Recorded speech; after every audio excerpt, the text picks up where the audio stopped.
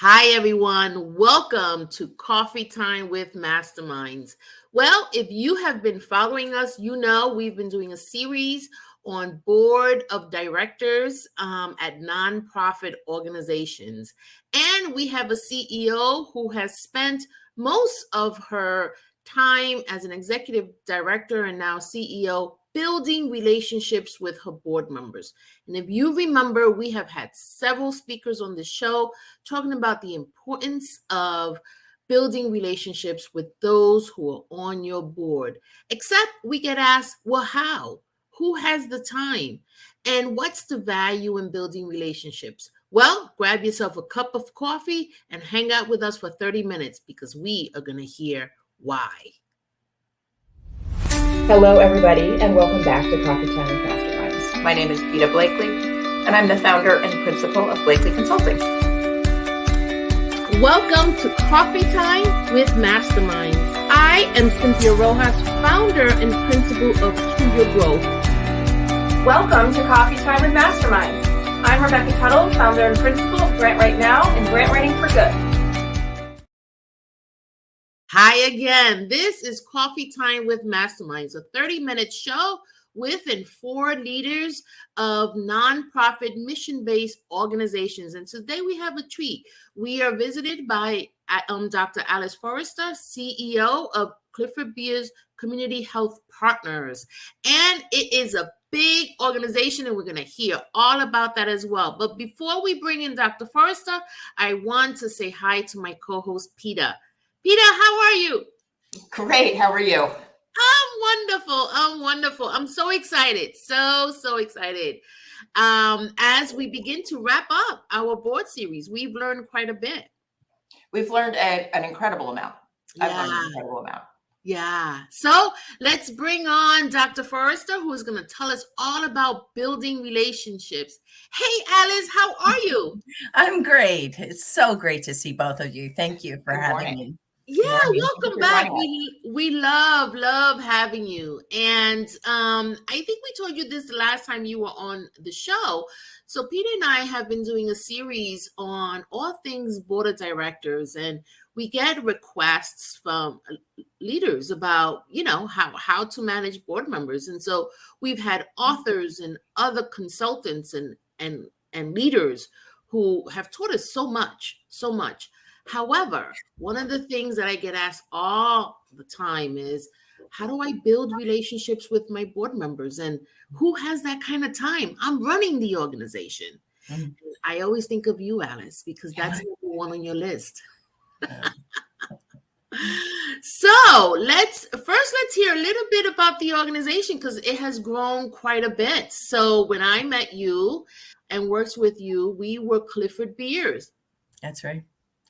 And Clifford W. Beers Guidance Clinic, Inc., one of the oldest outpatient mental health clinics in Connecticut, and we like to say in the country, although there's a group in California that will debate that with us. But we started when Cynthia and I started together, working together in 2005. We really basically started our career working on a small grant from the National Child Traumatic Stress Network on bringing evidence-based practice into the agency, the clinical as an outpatient mental health clinic. And that grant actually led us into many different ventures. Most importantly, I think what the grant did was allowed us to start collecting data. And then we had a data team, and that then gave us some more footprint to be able to get more grants and not be afraid of federal grants. So we've built the organization. In January, actually, officially, Clifford Beers Community Health Partners separated from Clifford Beers. Now it's called Community Care Center. And what we are is a parent subsidiary model.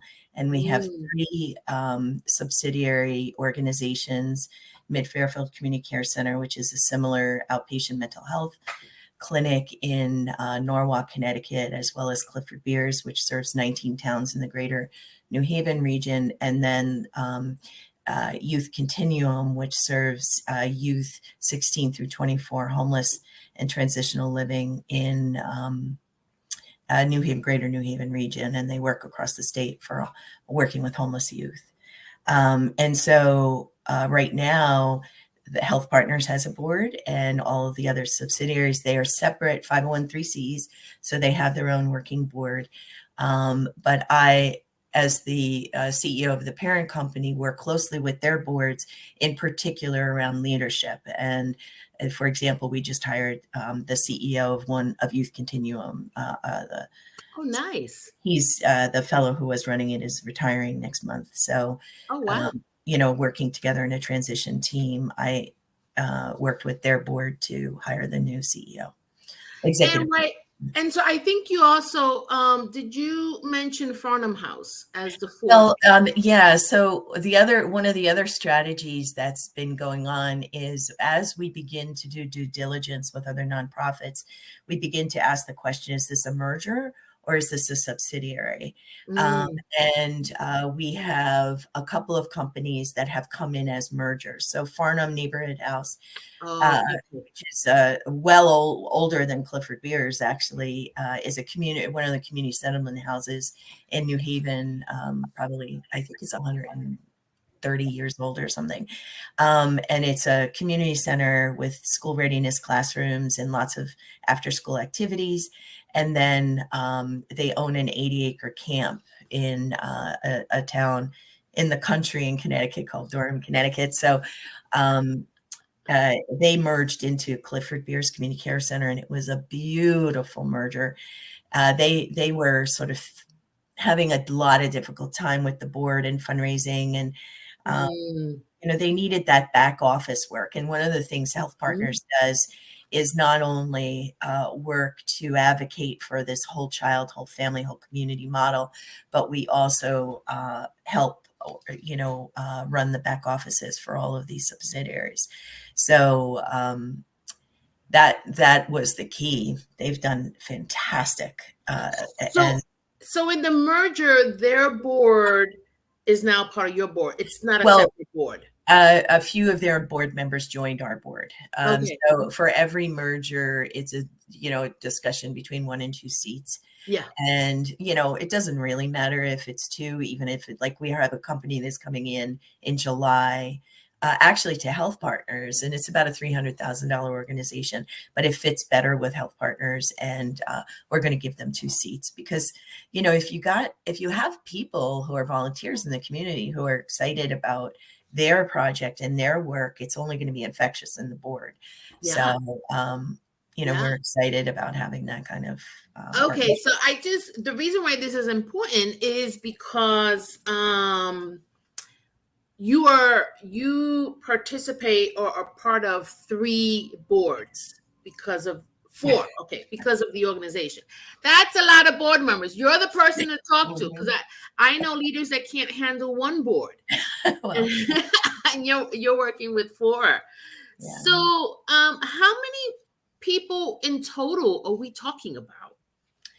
I think we're under somewhere, there's the bylaw number and then there's the actual number. Right. Yeah. So tell us. I think we're probably somewhere under 50. With the 4 different boards. Wow. Some are overlapping. So some, some of the folks who are on my Clifford Beers Health Partner board, they actually were the strategic planning committee of Clifford Beers. And we masterminded all of these crazy things together. And so they just joined the Health Partner board, but they're also on the clinic board too.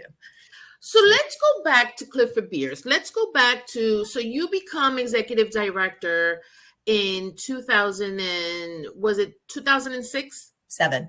Okay, so 2007, you become ED. You also realize that 5 years from that point, you will be celebrating the 100-year anniversary to the agency, which is a big deal because depending on who's in the room, we are the oldest child guidance clinic in the country, depending who's in the room, Peter, because that's been debated. So I bet. But so what do you realize is your first task in terms of the board, right? You're new ED. Right. Well, I think the first realization for me as executive director, and it took a little while, maybe a year, is I realized, oh my God, I thought these folks were my boss because I'd only been, an employee before. And I realized actually that no, they are my boss, meaning I have responsibility to them, and they, um, set my salary and my contract, but they also want me to be in charge. So it's like this, kind of like mind blowing experience of like, oh my goodness, I thought they were going to tell me what to do. And actually they want me to tell them what to do. And then I tell them what I did, it's this, Yeah. it was this powerful, I remember talking about it and like, oh, It's a funny tension because yes, they are your boss, right. but it's up to the CEO or the executive director Yeah. to manage them. Yeah. So, And that the interesting, not only, so their responsibility as a volunteer, and I'm sure we've all been on board. So, you know, I'm, I'm a tenuous board member because I'm so freaking busy. So I'm like, oh, just tell me what to do and I'll do it. I can sell them mini tickets or I could advise you, so on things. So that's kind of where the point of tension, I think, really works well in a board. Is when you bring people on who are actual experts in that particular area, because no insult to you guys as consultants, but what you do, if you set your board up well enough, you've got a couple of really good experts in different areas that you would use as you might use a consultant. For example, I have a current board member who's amazing around branding, communication. He helped us early on in the M&A process. And so I've just set up, I had one meeting with him and I swear I felt like I was walking on clouds after. And now I'm going to meet with him every 2 weeks and, kind of get over the hurdle of what is Clifford Beers Community Health Partners, branding and communication around that. Where can we go and what we do? He gave me some great ideas and support. And then he'll come back to the board. And, when that topic comes up, he'll be able to speak to it as opposed to me speaking to it. Why are you doing that? They'll talk about it. So I'm sorry, I diverted off the 100th. So what I did for the 100th was really, really fun. Cynthia and I worked together on this. We put a group of leading women in the community together. We invited about 50 people. I think we had about 30 at the Lawn Club in New Haven, treated them to lunch, and we brainstormed what we could do to celebrate the 100th and we decided not the past, but what's the future of mental health and what could we do to talk about what's the next 100 years look like.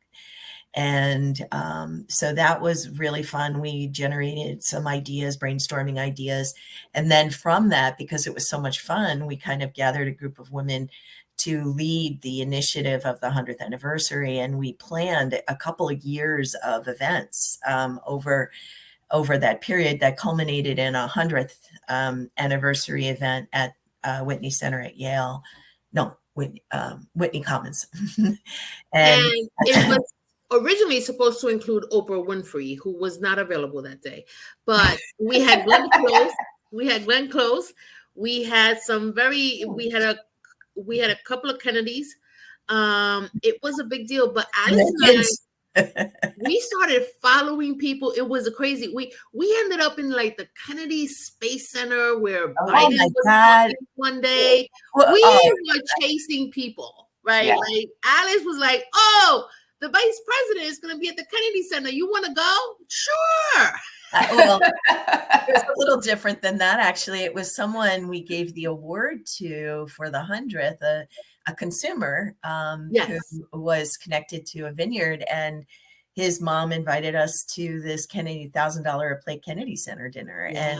And, the whole event of leading up to the 100th was so great because you know, it's fun to send 100th. It's fun to be on a board when you're celebrating 100th, but it was funner, if that's a word, to be planning for what's next and thinking about, we did a lot of, we did a breakthrough series. What's the vision? We created a white paper called a Wellness Center for Chronically Stressed Families.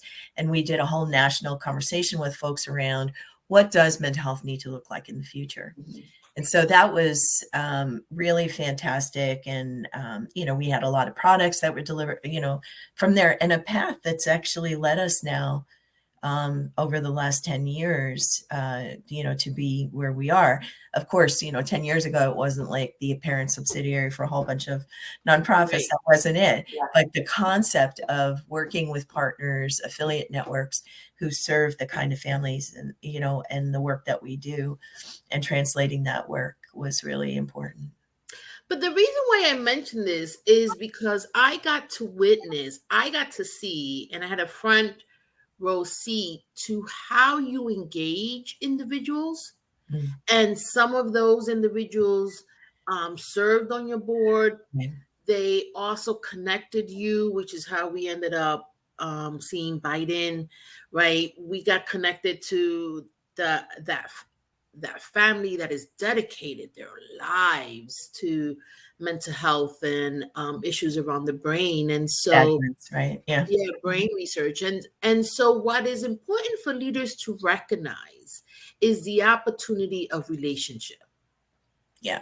Right. And how you use that as a pathway, one, to build on the relationship, but also to then see, are these individuals potential board members? And are they going to be good board members? Now, you did mention something. You mentioned the marketing person and how having highly skilled board members is really key.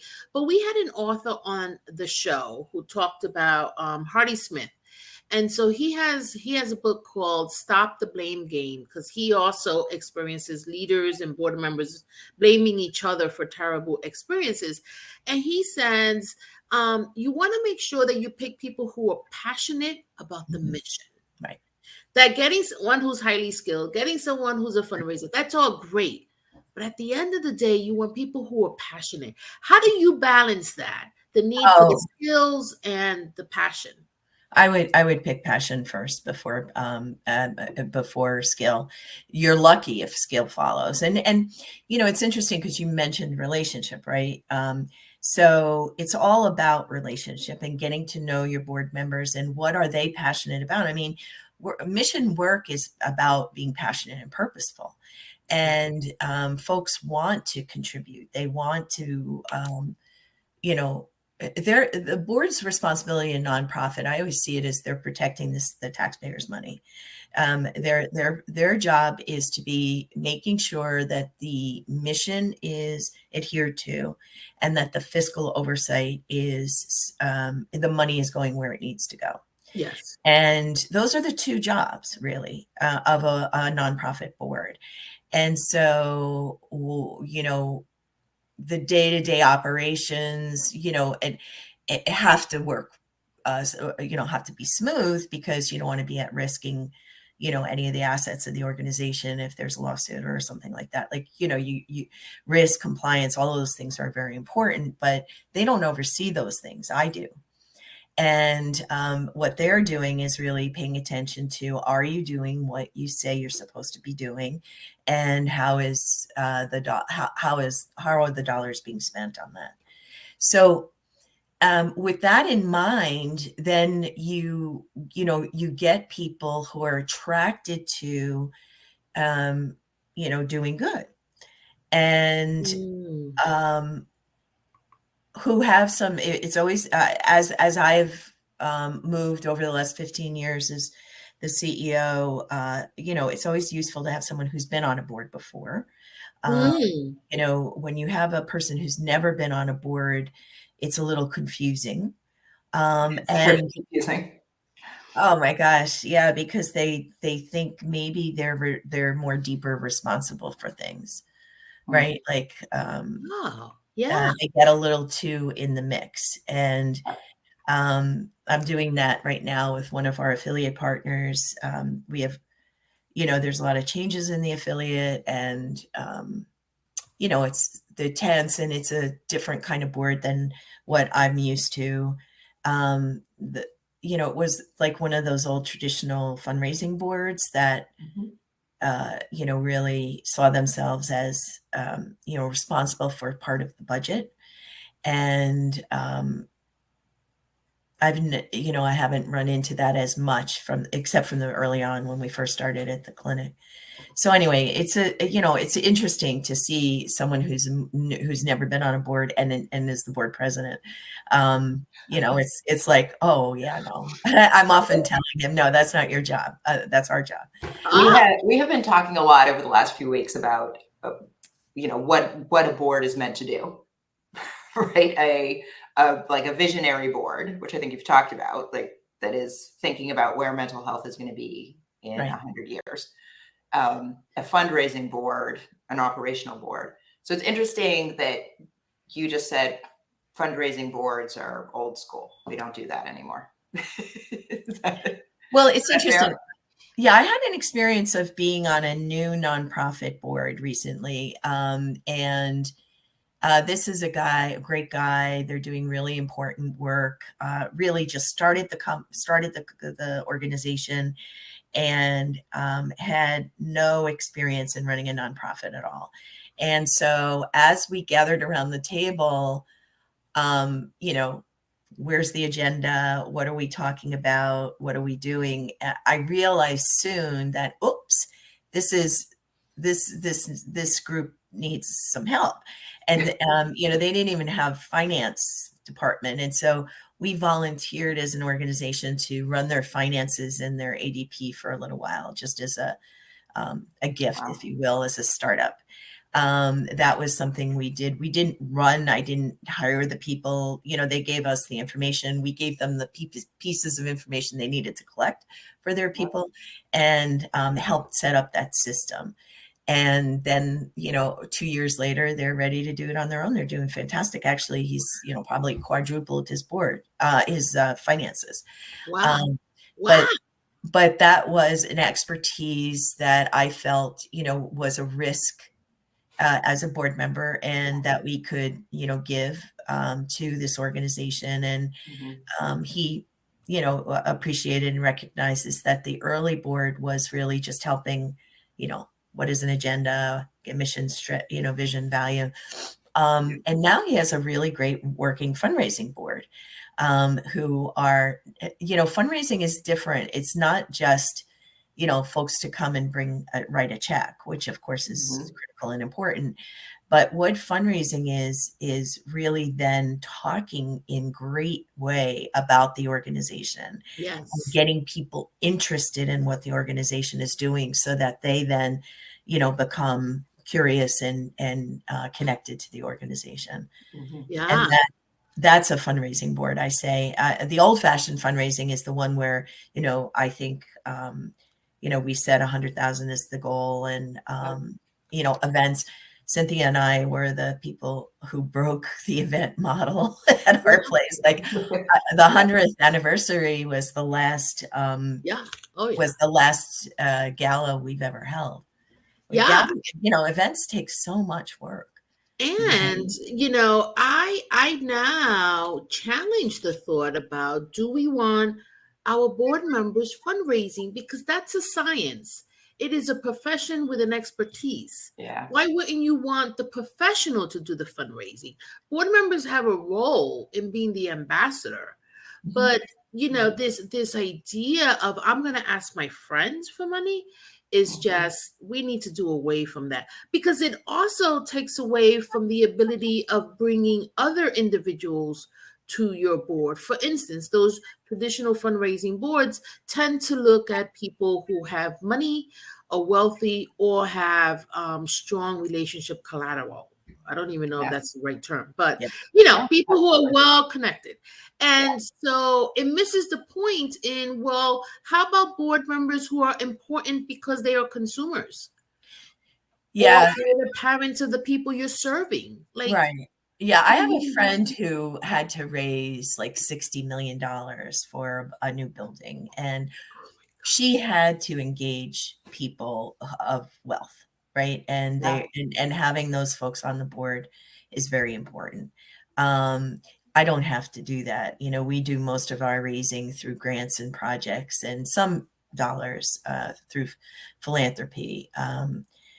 But you know, I think you mentioned it earlier, Peter, there's like different kinds Yeah. of boards. There are different sizes of organizations, you know, where you know, Clifford Beers Community Care Center is about a $20 million organization.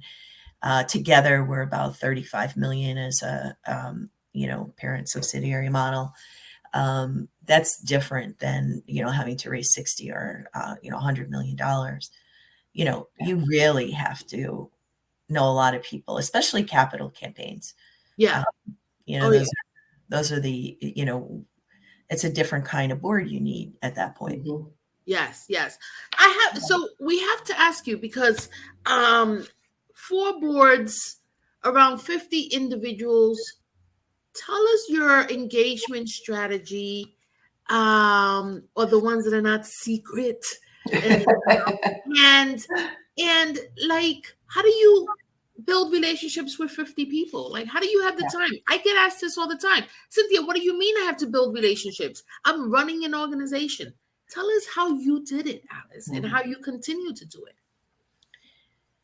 Well, you know, first of all, I don't have relationships with all 50. Mhm. And, you know, and the relationship period, well, I'm in relationship with them because they're on our Mhm. boards and I want to know them. And, you know, I do a lunch or, you know, getting to know them and knowing their skill. I have a lot of board members who are extraordinarily busy. Doing a lot of the work you guys do. And so, you know, who has time? But if I send them an email with a job description and say, I'm looking for a person who has this talent, you know, they'll use their networks and help me do that. And, you know, once in a while we'll go to lunch. I have another board member who calls me every week just to chat. And it's delightful, you know, and it's, Nice. you know, telling me history and things like that. So you know, we're all busy. They're busy too. And how, you know, if you use like this time I'm using with this guy, you know, on branding, he wants to help. And this is as interesting to him as it is to me. And so it seems like it's a mutual benefit society. Mm. So um, it's really about like meeting board members where they're at in terms of their time and how they want to contribute, which requires you do some research. Yes, Yeah. and you know, getting to know what their background is, and you know, a lunch is a good research tool, right? Because you begin to talk about, and then they get to know you a little bit. I mean, for me personally, the thing that I think is the most important a gift, if you will, as a CEO, is that I believe my board trusts me, and they believe what I have to Mm. say. And how did that happen? It happened through relationship. It happened through transparent communication, monthly, you know, with a board meeting monthly, you know, communicating what we're doing and coming to them before, you know, before a problem boils up. And one guy who was my CFO a long time ago told me, and this is the most important piece of advice I ever got from a board, is never go into a board meeting not knowing the answers you're going to get. Mm. So, you know, if I'm going to ask for, you know, tolerance for, you know, a budget loss of, you know, a couple $100,000, I would never just spring it on them at the board meeting. Mm. You know, I would That's only tell important. them before Yeah. and tell them That's why. Yeah, yeah. And also you mentioned something before, which is important, using the example of the branding person, that then the board member becomes the ambassador Yeah, within the board, right? So right, now you don't have to sell it Mm. to 18 people. right, You have the expert, right. quote unquote, selling the idea to 18 Yeah. people. Yeah. So, And, you know, it gives an example to the board of how they themselves can contribute, you know? yeah. So Yeah. it's a, you know, it's a, it, it's like having, if it works well, and this is my belief, and just as you pointed out, there's different kinds and different times, right? Developmentally, if it works well, you've got a bunch of expert consulting people you can consult with, even if the person is retired and they're not, really involved in the business that you're in. There's a role for them and important conversations that you can hold. Nice. Well, Alice, our time has ended. Can you imagine? Those 30 minutes go really fast. But my God, we've learned so much from you. And we were really looking forward to hearing about building relationships and the importance of engagement. And we love having you on the show. I am sure we'll have you back. But thank you. Thank you so much for your wisdom. Thank you to our listeners and viewers. And we'll see you next week, same time. Take care, everyone. Thanks, everybody. Have a great weekend. You too.